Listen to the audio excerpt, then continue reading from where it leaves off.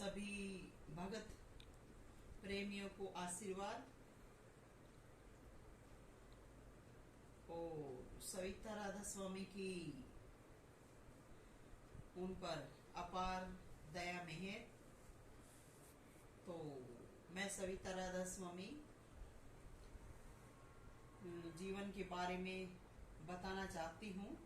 और जीवन के बारे में क्या बताना चाहती हूँ, जो कुछ कहा जा रहा है वो अंतरिम मन से ही कहा जा रहा है।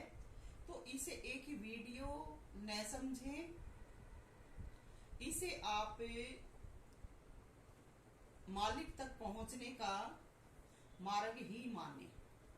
लेकिन कुछ एक प्रेमी हैं जो कुछ बताया जाता है उसको यथावत अपने जीवन में नहीं ढाल सकते। लेकिन वो भी जब स्वाध्याय करेंगे तो उनके विचारों में तब्दीली होगी और वो परमात्मा से मिल सकेंगे या नहीं मिल सकेंगे, ये उनका अपना भजन भाव का तरीका है। मगर जो भी अच्छे विचार सुनेंगे, पढ़ेंगे, उनके विचारों में जरूर बदलाव होगा।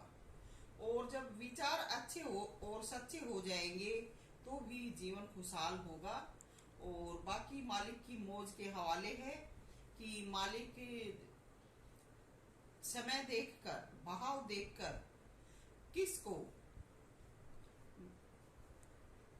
दया मेहर फरमाएंगे। तो ये सब मालिक की मौज है।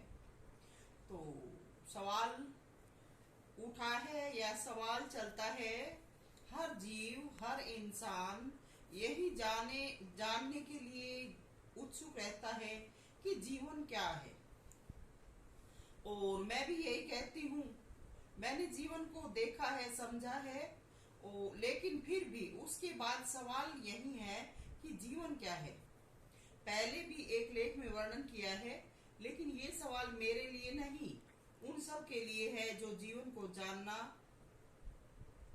को जानते ही नहीं लेकिन जीवन जी रहे हैं। सभी कमा खा रहे हैं मगर जीवन शांत व सही नहीं है। तब मैं ये कह रही हूँ कि जीवन क्या है। आप सब क्या समझ बैठे हैं? जीवन का राज किसी महात्मा के कहने, सुनने व बताने से भी समझ नहीं आएगा, क्योंकि महात्मा ने वो सब बताया है, वो हमने सुना है, सुनने में अच्छा महसूस किया है। लेकिन उसने जो जीवन जिया था, किसने? महात्मा ने। अब उसी के जीवन को अपने जीवन में उतारे तो समय परिस्थिति तो वैसी नहीं है, तो भी जीवन सार्थक नहीं होगा। इसलिए दिल में विचार आता है कि क्या करें, तो जीवन से भागे नहीं, जीवन को किसी के पीछे नहीं लगाएं, अपने जीवन को जिए। जीवन को जीते हुए, सब कुछ वहन करते हुए, सहन करते हुए, किसी से कोई शिकायत ना करें। अपने जीवन को दूसरों पर ना थोपे, ना डाले।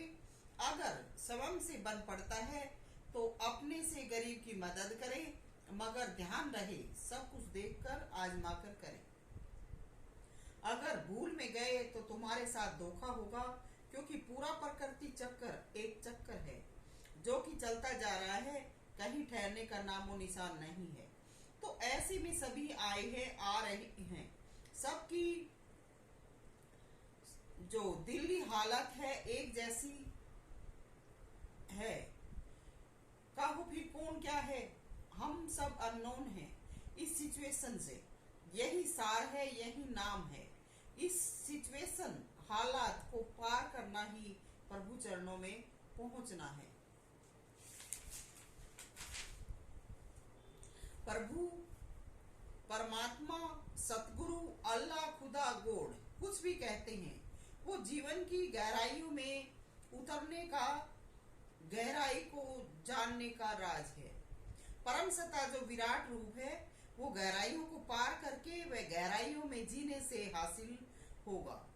आजकल तो लोगों ने सत्संग का रूप बना रखा है।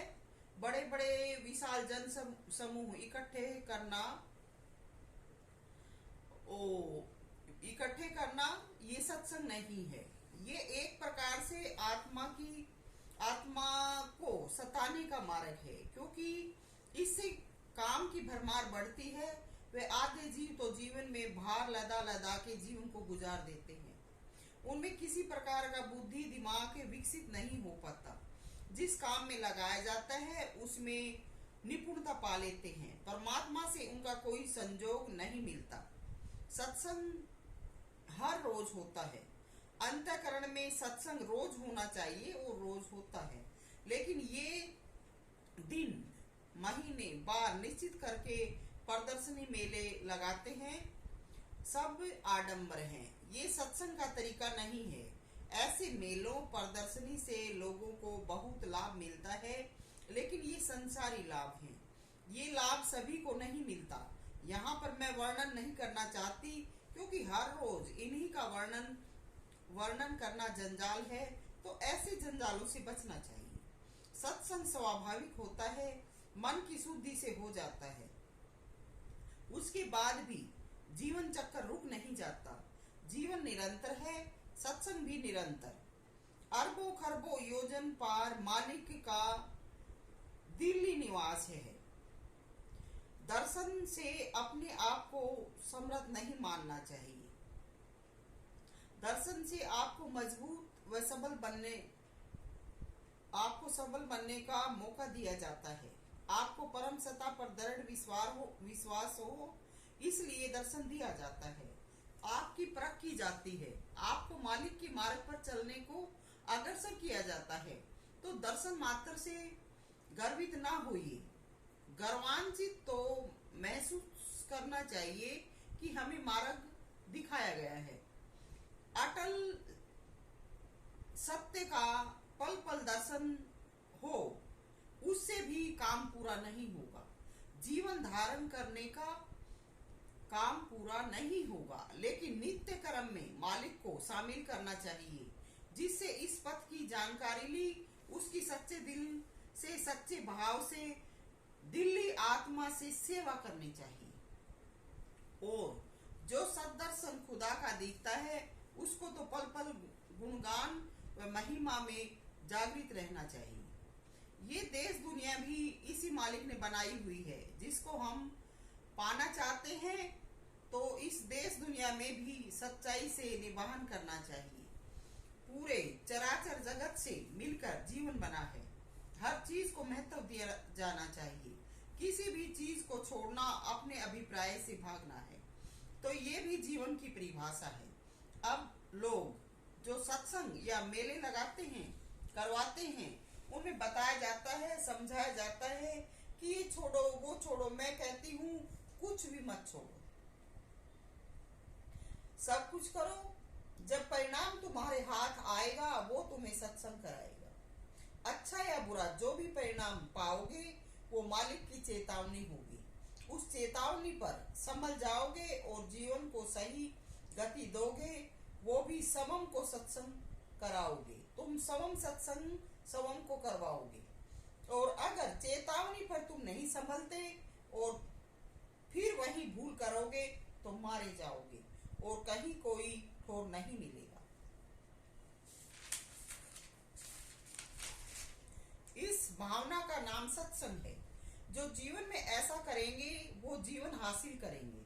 जीवन हासिल करके मालिक बंदगी व जीवन को सही साफ सुथरा जीना ही जीवन है, सत्संग है। जो चेतावनी पर नहीं मानेंगे वो पत्थर या मूढ़ कहे जाते हैं और कहे जाएंगे। नित्य प्रति चोट व मार खाते रहेंगे, उनमें सुधार नहीं होता। सदा सदा मार खाएंगे, तपन सहन करेंगे। कोई गुरु नहीं बचा सकता। खुदा किसी को दंडित नहीं करते। कर्म से सब फल मिलता है। लेकिन प्रकृति में रूहानी मैदा भी है, जिसमें आग पैदा होती रहती है। उस आग विराग के परिणाम स्वरूप जलन, रीस, होड़, स्पर्धा भी पैदा होते हैं। तो चेतावित जो दिल है, रूह है, उनको इनसे बचना चाहिए, स्वयं को बचाना चाहिए। जिन दिलों में आग पैदा हुई है या होती है, वो आग से नित्य प्रति जलते हैं, वह धीरे धीरे जलकर उनका विनाश हो जाएगा। अपने हाथों से दंडित ना करो। परमात्मा सबसे शक्तिमान है, सब उसी शक्ति से चल रहा है। उसने रोग के साथ निवारण भी दिया है। ये जीवन है, जीवन कोई वस्तु नहीं है जो हाथ में पकड़ा दे। जीवन समझने, सोचने का, विचार करने का मैटर है। शरीर में प्राण रहते जानो, समझो, यही सत्संग है, यही सत्य है, यही परमात्मा है, यही राधा स्वामी है। तो जीवन को जानकर मालिक के नाम पर